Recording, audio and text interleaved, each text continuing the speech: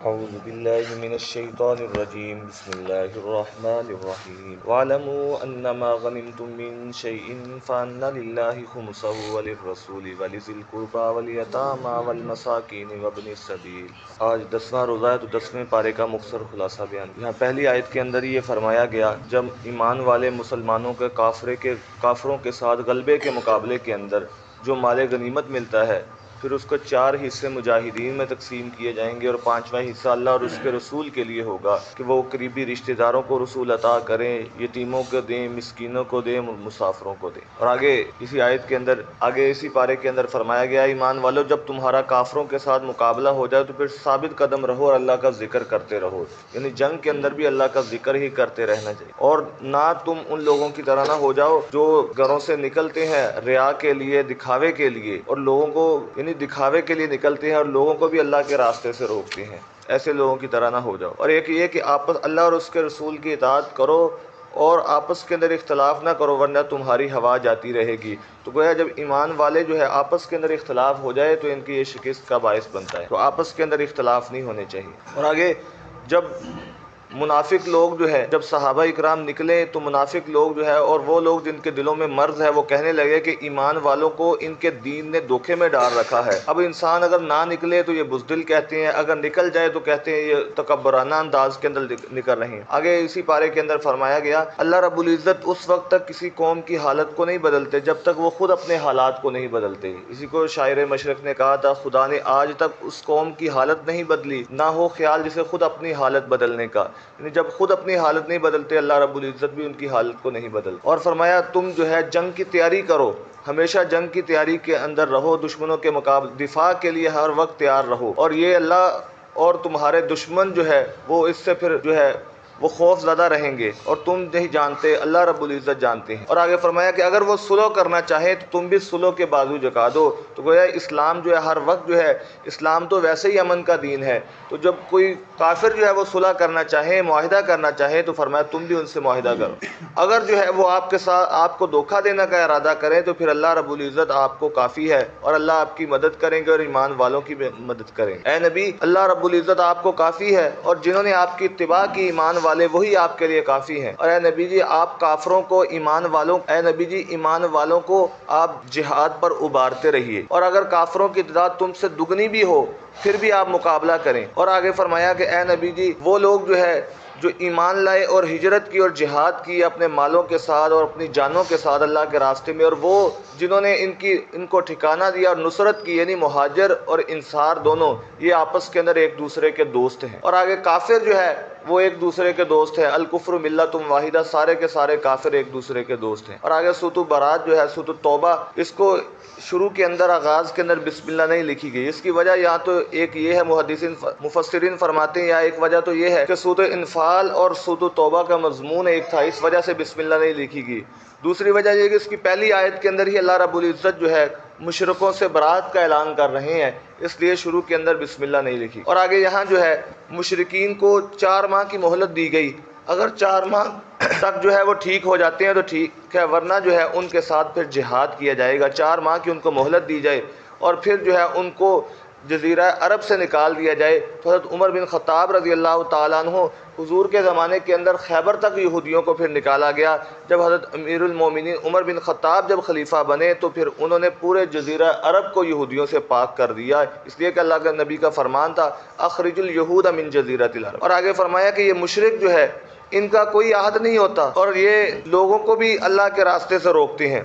اور آگے مشرک لوگ وہ ان کا کام نہیں ہے یہ کہ وہ مسجدیں بنائیں، ان کا یہ شعار نہیں ہے کہ وہ مسجدیں بنائیں، مسجدوں کو آباد کریں۔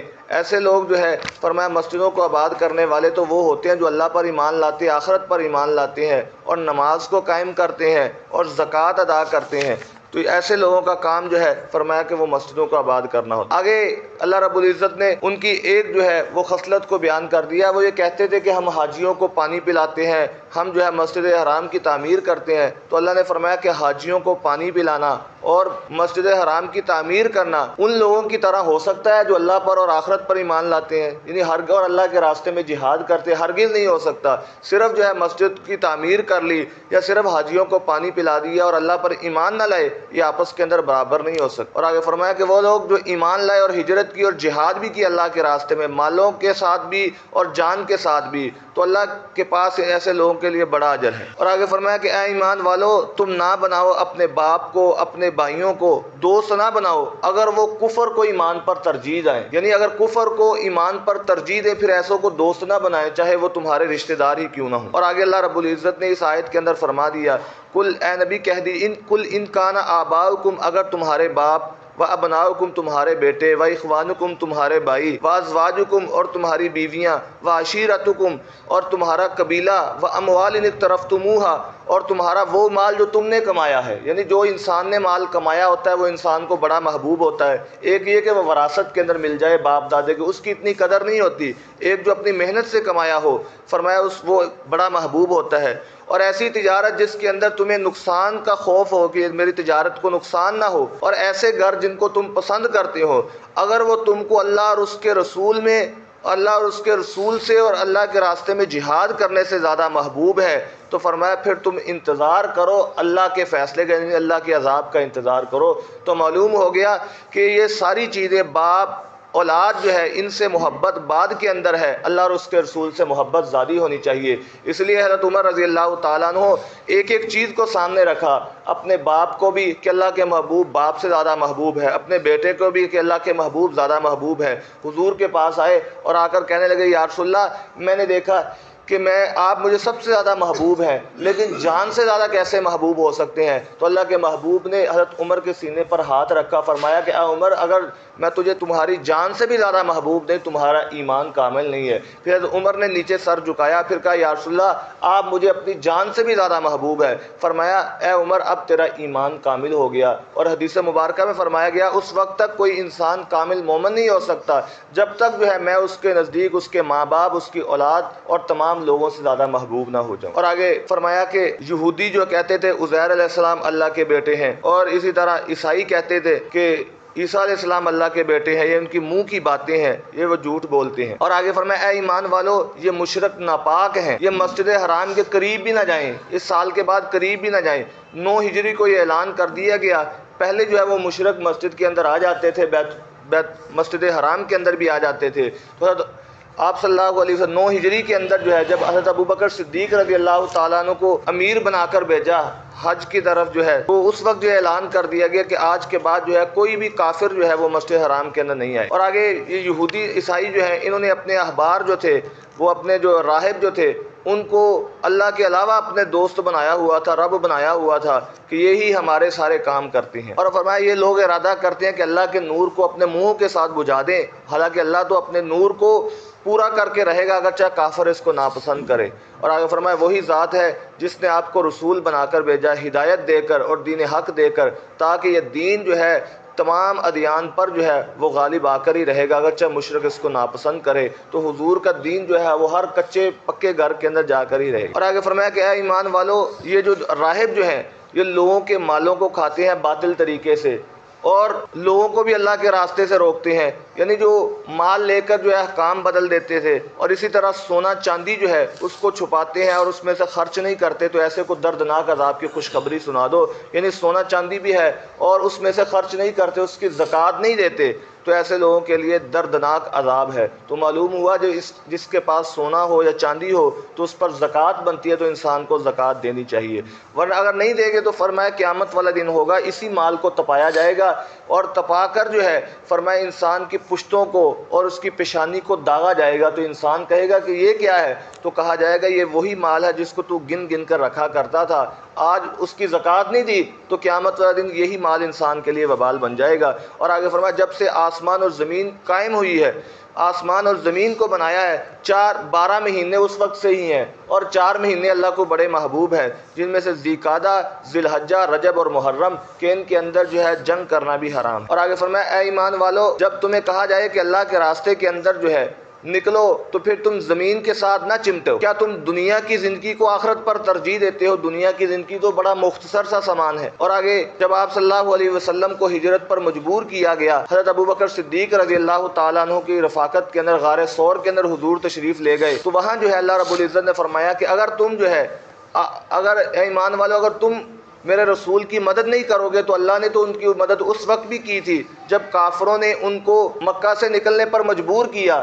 تو ان کے جو ساتھی ابو بکر صدیق رضی اللہ تعالیٰ عنہ انہوں نے کہا تھا، آپ نے فرمایا اپنے صحابی سے یعنی ابو بکر صدیق سے، لا تحزن، کہ غم نہ کر، بے شک اللہ ہمارے ساتھ ہے۔ تو اس سے معلوم ہوا کہ ابو بکر کی صحابیت جو ہے وہ قرآن پاک سے ثابت ہے۔ یہ وہ واحد صحابی ہیں کہ جن کا صحابی ہونا قرآن پاک کے اندر ذکر کر دیا گیا۔ تو جو ابو بکر صدیق کو فرمایا ان کے ایمان پر شک کرتے ہیں معاذ اللہ، تو گویا وہ قرآن پاک کی آیت کا انکار کرنے والے۔ اور آگے فرمایا تم اللہ کے راستے کے اندر نکلو جس حال کے اندر بھی ہو، اور جہاد کرو مالوں کے ساتھ، جانوں کے ساتھ بھی اللہ کے راستے کے اندر۔ اور آگے فرمایا کہ آپ سے وہی لوگ جو ہے یہ اجازت مانگیں گے۔ جب جہاد کا حکم ہوا تو بعض منافق جو ہے وہ اجازت مانگنے لگے کہ ہمیں تو یہ کام ہے، گھر کے اندر یہ کام ہے، یہ مجبوری بن گئی۔ تو اللہ نے فرما دیا کہ یہ وہی لوگ جن کے دلوں کے اندر شک ہے وہی آپ سے اجازت مانگتے ہیں، اور ایمان والے مخلص کبھی آپ سے اجازت نہیں مانگے۔ اور آگے جو ہے 8 چیزیں جو ہے زکوٰۃ کے مصارف جو ہیں وہ بیان کر دیے گئے۔ 8 چیزیں رمضان کے اندر اکثر لوگ زکوٰۃ دیتے ہیں۔ فرمایا زکوٰۃ جو ہے وہ فقراء اور مساکین کو دی جائے، والعاملین، اور فقراء کو دی جائے، مساکین کو دی جائے، والعاملین علیہا، اور اسی طرح جو زکوٰۃ لینے پر پہلے مقرر ہوتے تھے اور فرمایا کہ ان کو دی جا سکتی ہے، والمؤلفۃ قلوبہم، اور تالیف قلب کے لیے۔ یہ پہلے جو ہے یہ تالیف قلب کے لیے حضور صلی اللہ علیہ وسلم کے زمانے کے اندر بعض کافر ہوتے تو ان کی تالیف قلب کے لیے، تاکہ ان کے ساتھ جو ہے کچھ ہمدردی ہو جائے، اسلام کی طرف ان کو جو ہے ان کا دل جو ہے اسلام کی طرف آ جائے، تو ان کو کچھ مال دیا جاتا تھا۔ لیکن اب جو ہے یہ اجماع امت ہے اس پر کہ اب جو ہے ایسا نہیں کیا جا سکتا۔ اور اسی طرح غلام جو ہے اس کو آزاد کرانے کے لیے، اور جس پر قرضہ اس کو، اور ایسا مسافر جو ہے وہ جو اپنے گھر کے اندر نہیں پہنچ سکتا، کسی دور جگہ پر ہے، اس کو بھی زکوٰۃ دی جائے۔ اور آگے فرمایا کہ منافق مرد اور منافق عورتیں یہ ایک دوسرے کے دوست ہیں، یہ ان کا کام ایک ہی طرح کا ہے کہ لوگوں کو اچھی باتوں سے روکتے ہیں اور لوگوں کو بری کاموں کو حکم دیتے ہیں اور اچھے کاموں سے روکتے ہیں۔ اور اللہ رب العزت نے فرمایا کہ منافق مردوں اور منافق عورتوں سے اور کافروں سے جہنم کی آگ کا وعدہ کیا گیا ہے کہ اس کو جہنم دے گا، اور اللہ کی لعنت بھی ان پر ہوگی۔ اور آگے فرمایا ایمان والے مرد اور ایمان والے عورتیں یہ ایک دوسرے کے دوست ہیں، یہ ایک دوسرے کو اچھی بات کا حکم دیتے ہیں اور بری باتوں سے روکتے ہیں، یعنی امر بالمعروف اور نہی عن المنکر کرتے ہیں۔ تو اللہ نے پھر ایمان والے مردوں اور عورتوں سے ایسے باغات کا وعدہ کیا ہے جن کے نیچے نہریں جاری ہوں گی، اور اس کے اندر وہ ہمیشہ ہمیشہ کے لیے رہیں گے۔ اے نبی جی، آپ جو ہے کافروں کے ساتھ جہاد کیجئے اور منافقوں کے ساتھ ان پر سختی کیجئے۔ تو معلوم ہوا جب کافر جو ہے بات نہ مانے، ہر حال کے اندر ایمان والوں کو نقصان پہنچانے، پھر ان کے ساتھ جہاد بھی کیا جائے گا۔ اور آگے فرمایا گیا کہ آپ جو ہے ان کے لیے استغفار کریں یا نہ استغفار کریں، یہ منافق ہیں جنہوں نے نقصان پہنچایا، اگر آپ ان کے لیے 70 مرتبہ بھی استغفار کریں گے پھر بھی اللہ ان کی بخشش نہیں کریں گے۔ اور آگے فرمایا کہ کم جو ہے تم ہنسا کرو، زیادہ رویا کرو۔ اور آگے فرمایا ان لوگوں پر کوئی حرج نہیں ہے جو کمزور ہیں یا اسی طرح مریض ہیں، یا ایسے لوگ جو ہے جو اللہ کے راستے میں جہاد تو کرنا چاہتے ہیں لیکن ان کے پاس جو ہے خرچ کرنے کو کچھ نہیں ہے یا سواری بھی نہیں ہے، اور وہ بار بار آپ کے پاس آتے ہیں اور آپ کے پاس بھی کوئی سواری نہیں ہے جس پر آپ ان کو سوار کریں، اور ایسے لوگ جو ہے پھر جب واپس جاتے ہیں تو ان کی آنکھوں سے آنسو جاری ہوتے ہیں۔ فرمایا کہ ایسے مخلص آدمی ہے، ان پر بھی کوئی حرج نہیں اگر اللہ کے راستے کے اندر یہ جہاد نہ کر سکیں۔ دعا ہے کہ اللہ رب العزت قرآن پاک سمجھ